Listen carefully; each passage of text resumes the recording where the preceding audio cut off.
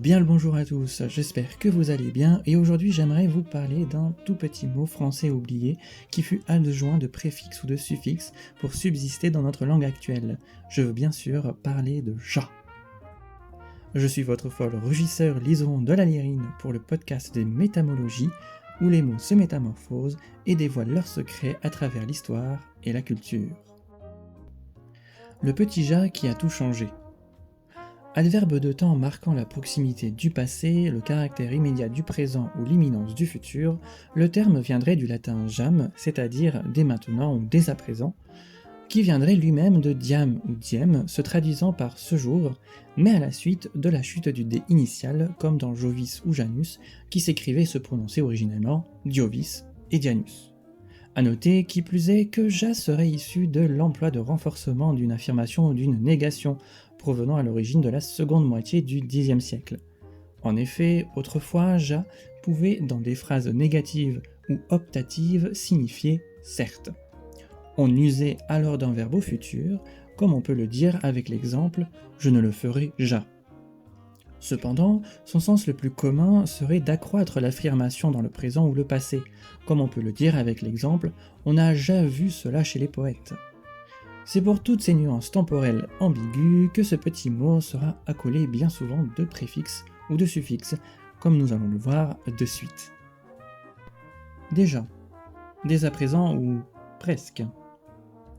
Provenant de ja précédé d'un terme comme venant de la locution dès à présent, qu'on pouvait d'ailleurs voir écrit fut un temps des ja, que ce soit séparément ou collé l'un à l'autre, et exprimant la précocité de survenance d'un procès qui, attendu pour plus tard, aurait pu ne pas se produire à la date à laquelle il est censé se produire, le vocable viendrait étymologiquement parlant du latin classique jam, qui deviendra ja, comme on l'a vu précédemment. Cependant, le terme ne serait attesté qu'à partir du XIIIe siècle dans son usitation telle qu'on la connaît aujourd'hui. Mais ja pourra encore être utilisé autrement, grâce à des préfixes, comme avec le mot jamais par exemple. Jamais, l'histoire d'un mot qui a perdu son chemin. Exprimant une négation par rapport au temps, il serait attesté à partir de la seconde moitié du Xe siècle et était utilisé la plupart du temps à l'époque composé de la locution ja non avec un verbe au futur en rajoutant mais ensuite, afin de désigner une négation pour l'avenir de la réalisation d'un fait qui s'est déjà produit dans le passé, comme il est usité en occitan au 7e siècle dans Vie de Saint-Léger. Ja non podrà mais Déu lodier, ce qui se traduirait en français moderne par « il ne pourra plus jamais louer Dieu ». Ou encore au milieu du XIe siècle avec la citation occitane « Ja mais niert li secres telcum fut as anseisurs ». Et je suis 1000 fois navré pour ma prononciation en occitan qui doit être bien déplorable, mais qu'on pourrait donc traduire par « jamais le monde ne sera plus comme il était pour les ancêtres ». Ce serait alors à partir du XVIIe ou XVIIIe que le mot commencera à réellement apparaître tel qu'on le connaît aujourd'hui. Ceci dit, il existe un autre mot dont ja serait le suffixe. Jadis. Avant, est-ce que c'était mieux ou pas ?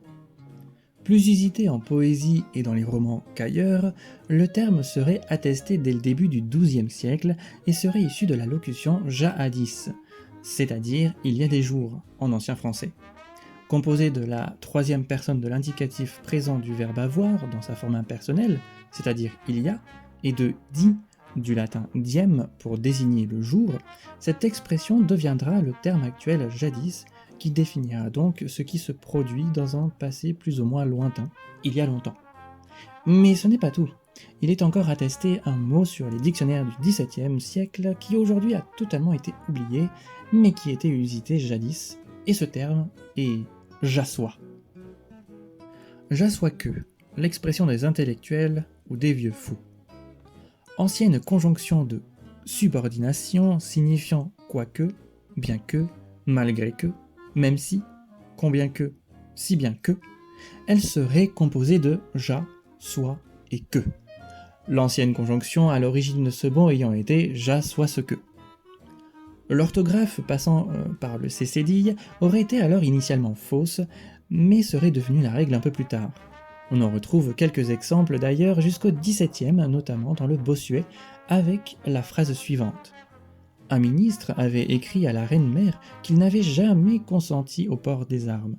J'assois qu'il y eût consenti et contribué. Ceci dit, cette expression ne semble pas avoir été orale, mais était plutôt réservée à l'écrit.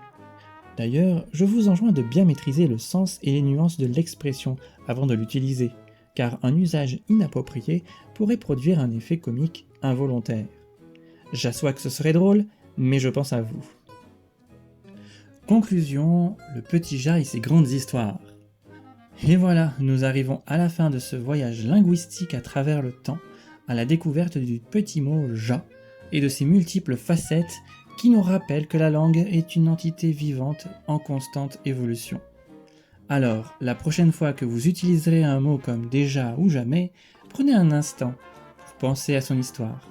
Vous verrez que ce petit mot n'est pas si banal, et qu'il a bien des choses à nous raconter sur le passé, le présent, et peut-être même l'avenir de notre langue.